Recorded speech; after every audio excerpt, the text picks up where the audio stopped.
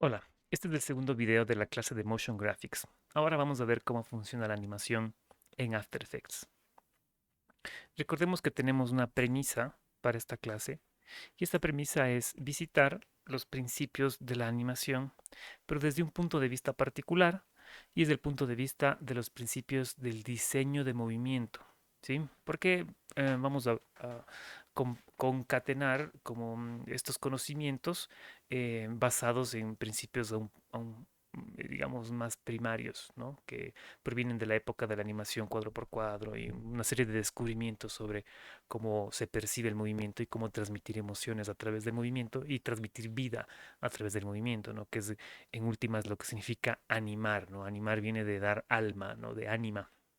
En fin, entonces vamos a tener siempre presente esto y vamos a ir intentando reproducir cada uno de estos fenómenos que se dan en este cuadro de aquí, ¿no?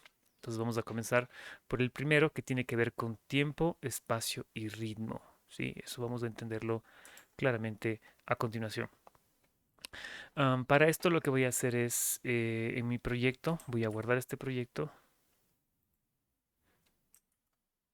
voy a guardarlo en el escritorio, vamos a llamar principios del Motion Design, ¿sí? Entonces aquí se va a llamar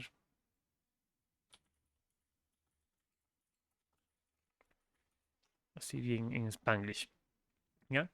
Y lo que voy a hacer es generar una nueva composición. Habíamos visto que funciona con comando N o control N en Windows.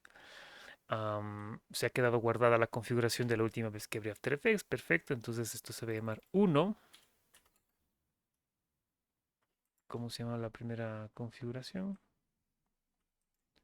Permíteme, cierro el chat. Estaba por aquí. Timing, space, spacing and rhythm. Espaciado, temporizado y ritmo. Vamos. Timing, spacing and rhythm.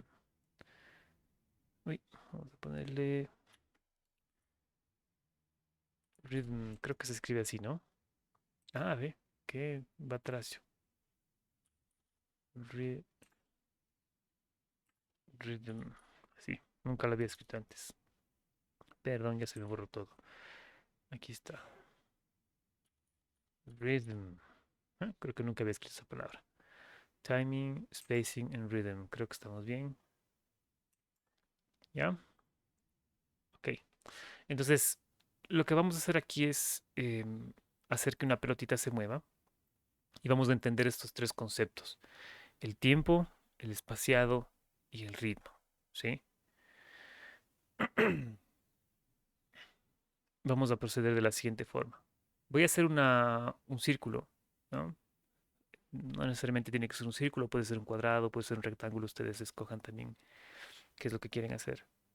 Pero voy a hacer un círculo y vamos a entender un poquito cómo funcionan las capas y cómo funcionan ciertos elementos de After Effects. Aquí tenemos, bueno, aquí abajo se va a ver mi control de, me parece que está, no se está fade out, no sé por qué no desaparece.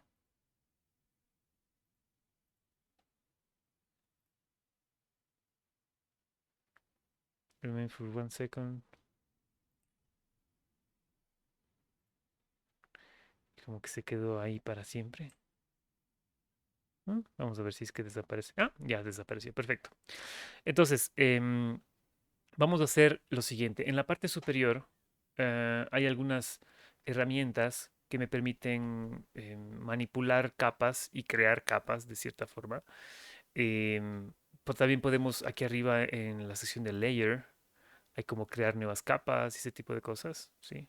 Entonces, voy a darle doble clic a nuestra composición y si ustedes se fijan, aquí arriba podemos generar capa de sólidos, capa de luces, cámaras, objetos nulos. Vamos a ver, esto sirve como pivots para emparentar objetos unos a otros. Ya vamos a ver, es muy interesante, sobre todo para hacer movimientos complejos.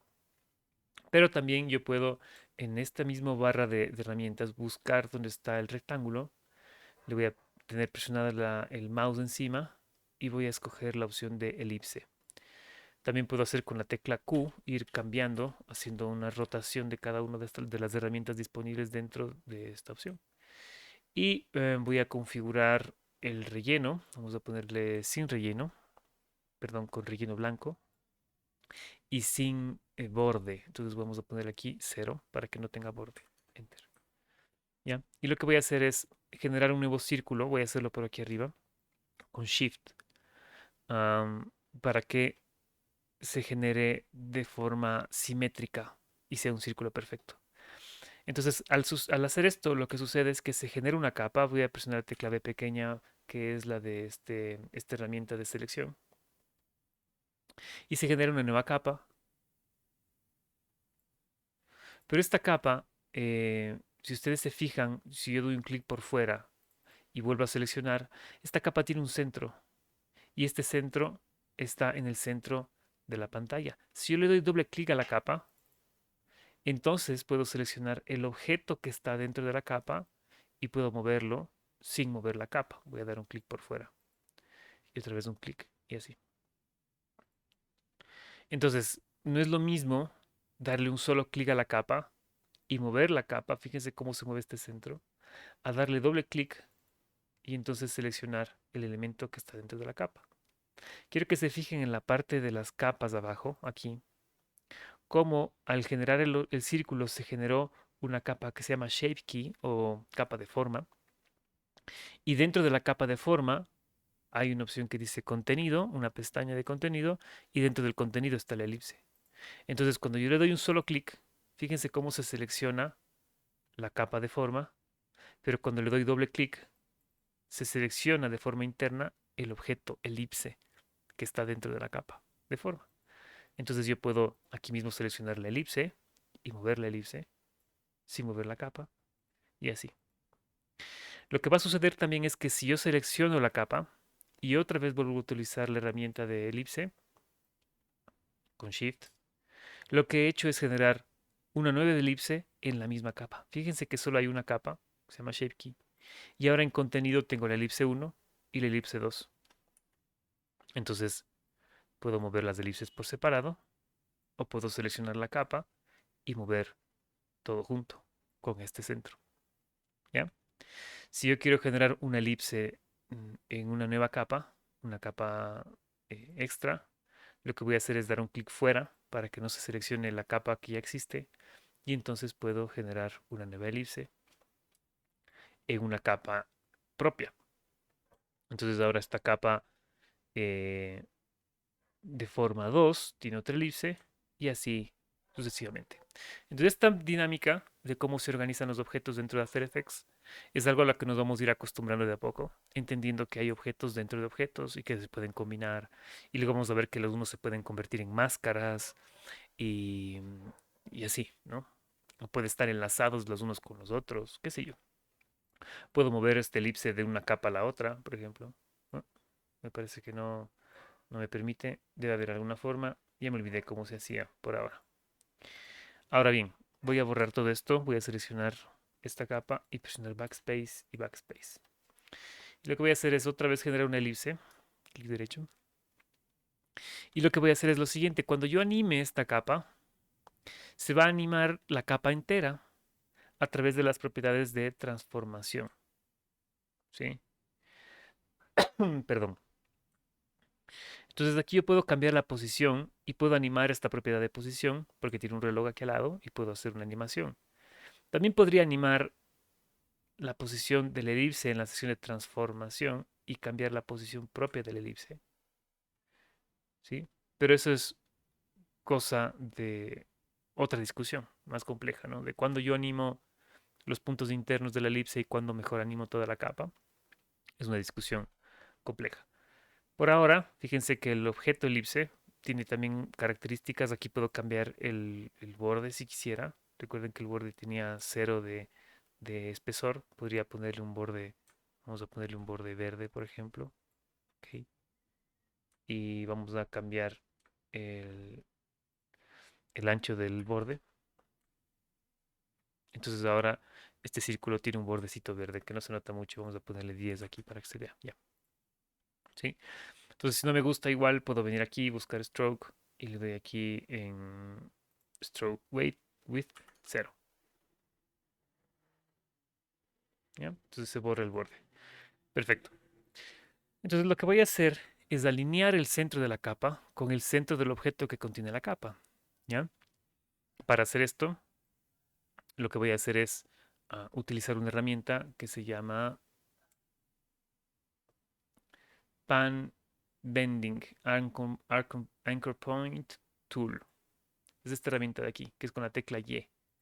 Entonces, con esta herramienta yo puedo seleccionar el origen de la capa, el centro de la capa, y moverlo en el centro del círculo, que es lo que me interesa por ahora. Entonces, para que esté exactamente en el centro, voy a presionar la tecla Control mientras muevo este origen y se activa lo que se conoce como un snap. Si es que yo quiero mantener el snap activado, me voy aquí arriba y presiono snap en esta casilla que va a ser como ajustar. Y entonces el snap queda activado y va a intentar ajustarse a cualquiera de las propiedades geométricas de este círculo, como las esquinas, el centro de los bordes o el centro mismo del objeto. De esta forma, el objeto está alineado con el origen de la capa y cuando yo muevo toda la capa, pues se mueve con su centro donde debería estar. ¿Ya? Lo que voy a hacer a continuación es cambiar la posición del objeto de toda la capa, aquí en el panel lateral donde dice Transform. En posición hay dos números aquí. Los números son correspondientes a X y Y en ese orden. X y Y. Entonces, en el sentido de las Y vamos a ponerle 512. Perdón. 512 es todo el alto de la composición, así que vamos a poner 256, que es justo la mitad. Y así sé que esta pelota está en la mitad. Y le voy a dar un margen desde la izquierda que sea como de 100. ¿Ya? Entonces, nos disponemos a hacer una animación. Si ustedes se fijan, esta, esta, esta capa que tiene este círculo aquí, se desarrolla en toda la línea de tiempo. Esta línea de tiempo corresponde al número de fotogramas que le asignamos a la composición. Si yo le puse aquí que nuestra composición tiene 150 fotogramas, entonces la línea de tiempo me va a mostrar 150 fotogramas y no puedo ver más allá. Puedo darle zoom con estas montañitas que están aquí abajo para ampliar esta línea de tiempo y pueda tener un control píxel a píxel, o puedo ampliarla para ver toda la composición. Esta bolita existe en toda la composición. Yo puedo acortar la longitud de la bolita, por ejemplo, así. Fíjense. Y ahora la zona morada es la zona en la que existe la bolita. Entonces yo muevo la línea, el cabezal y la bolita aparece y desaparece porque solo existe en esta zona. Entonces la capa de forma puede tener esta longitud, que es una lógica medio intuitiva si es que ya usaron Premiere. ¿Ya? Entonces lo que voy a hacer es buscar la opción de posición. Para buscar la opción de posición y animar la posición de la pelota, yo lo que puedo hacer es poner el cursor encima de la sección de capas. No funciona si es que, sí funciona si es que está en cualquier lugar. No, funciona si es que está o en el visualizador de la composición o en la sección de capas. Presiono la tecla P de Position y me va a visualizar la propiedad específica de posición que quiero animar, que es la propiedad que quiero animar. Entonces, la otra forma es simplemente dar aquí en esta flechita y buscar Transform y buscar posición. ¿Ya?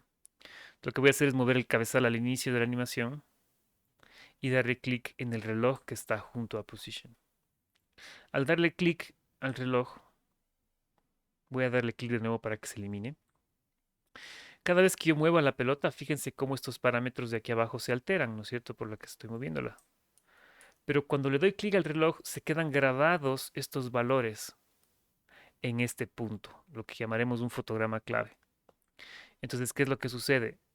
Este fotograma clave guarda estos valores, ¿sí? Entonces, así yo puedo mover esta animación, voy a moverme 30 fotogramas en el futuro y mover la pelota, simplemente la arrastro con Shift hacia otra posición. Como el origen era desde el borde, tenía 100 píxeles hacia la derecha, voy a intentar que desde el borde tenga 100 píxeles hacia la izquierda. Es decir, esta posición va a ser igual a 412, que es 512 menos 100. ¿Ya? Y lo que pasa es que queda grabada esa segunda posición y After Effects, al yo utilizar este reloj y marcar un fotograma clave y otro fotograma clave, hace una interpolación de movimiento. La interpolación de movimiento significa que After Effects genera los fotogramas necesarios para que haya una transición fluida entre la posición A y la posición B. Como yo me moví 30 fotogramas hacia la derecha, de esta forma, tengo un total de 30 puntitos en esta línea. Van a ver si lo cuentan, van a ver 30 puntos, tomando esto como un 0, 1, 2, 3, 4 y 30 la última posición, en donde se genera esta interpolación de movimiento. Si yo muevo este fotograma, recuerden que aquí está una coordenada. Fíjense cuando le pongo el cursor encima, me dice que los números son 412 y 556 en coordenadas de X y Y. Significa que si yo muevo esto hacia la derecha, lo único que estoy haciendo es aumentando los fotogramas. Ya no está en el fotograma 30, sino que ahora está en el fotograma 53. Las posiciones no se alteran, sino que se altera el tiempo en el que llega a esa posición. Entonces ahora hay una interpolación de movimiento de 91 fotogramas y ya no de 30 fotogramas. Por lo tanto, este movimiento va a ser más lento. Pero si muevo este fotograma clave otra vez a la posición 30, el movimiento va a ser más rápido. Y ahí tenemos la lógica del timing, ¿no es cierto? El tiempo es importantísimo en la animación. Si queremos una animación muy rápida, lo que vamos a hacer es que vamos a tener menor cantidad de tiempo entre fotograma clave y fotograma clave. Digamos, si yo quiero que esto se mueva en una fracción de segundo, en este caso se está moviendo exactamente en un segundo, porque estamos trabajando en 30 fotogramas por segundo. Pero si yo muevo este fotograma clave apenas 3 o 4 fotogramas desde el inicio, esta animación va a ser muy rápida. ¿Sí? Se va a mover de inmediato del punto A al punto B. Y si la alargo, me la llevo por acá lejos, entonces va a ser mucho más lento. Este timing es un determinante para tomar decisiones de qué es lo que queremos lograr, ¿no es cierto? ¿Qué es lo que queremos transmitir? ¿Qué sensación queremos transmitir con cada movimiento que diseñemos? Entonces, eso por un lado. La otra cosa que podemos hacer es que esto se repita varias veces, que vaya y regrese, vaya y regrese, vaya y regrese. Entonces, lo que voy a hacer es asegurarme que el último fotograma sea exactamente igual al primero. Y para eso lo que voy a hacer es mover el cabezal hasta el final de la animación, selecciono el primer fotograma, presiono comando C y sin hacer nada, sin dar un clic fuera, sin nada más, vuelvo a presionar comando V. Y lo que pasa es que se pega, fíjense al final lo que pasó, se pega donde está el cabezal, se pega un fotograma con las mismas coordenadas de X y Y. Se pega el mismo fotograma, entonces ahora la animación comienza y termina igual. Yo puedo moverme al fotograma, por ejemplo, a ver, dejemos esto en el fotograma 30. Puedo mover al fotograma 60 y presionar comando V otra vez. Y entonces tengo esto. Voy a seleccionar estos dos fotogramas, comando C. Me muevo al fotograma 90 y pongo comando V. Y entonces tengo este movimiento de ida y regreso. Ida y regreso. Y aquí me faltó espacio porque hice mal mis matemáticas para que sea esto un loop perfecto. Lo que podríamos hacer es más bien eliminar el último y volver a deconstruir esto de otra forma. Quizá no necesitamos múltiplos de 3 sino múltiplos de 5, ¿será?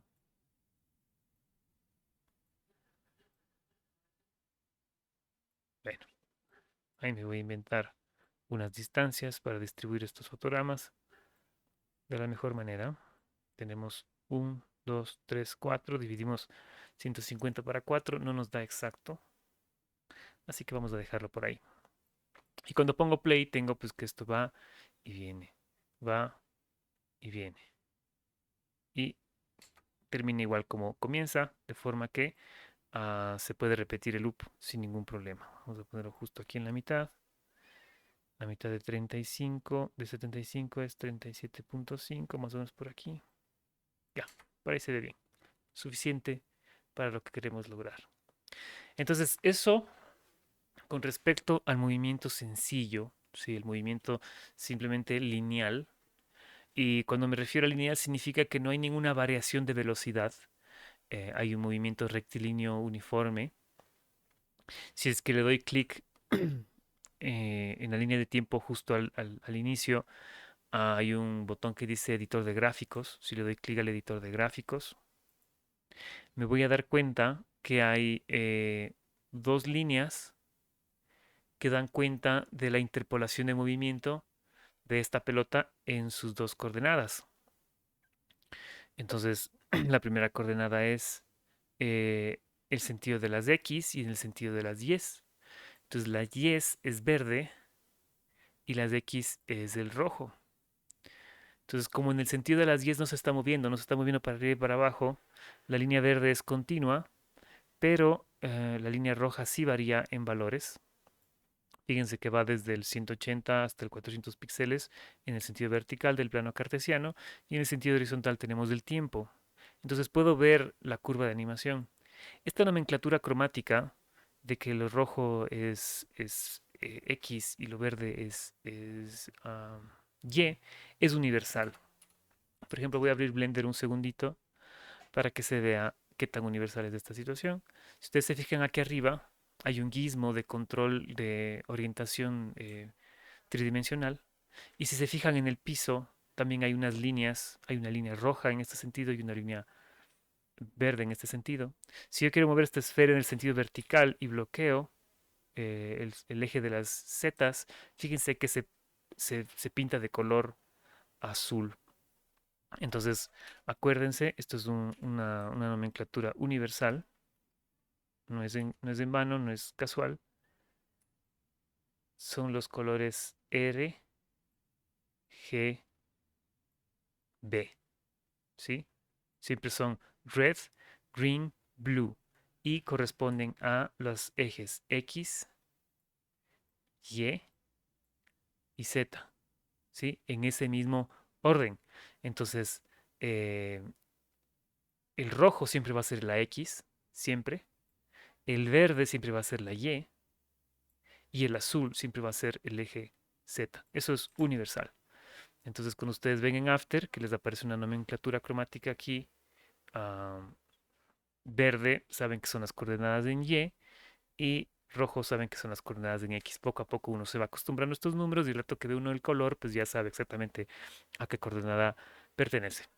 El próximo video vamos a ver una interpolación de movimiento suavizada de esta pelota de vaivén, pero suavizada. ¿Sí? Nos vemos en el próximo video.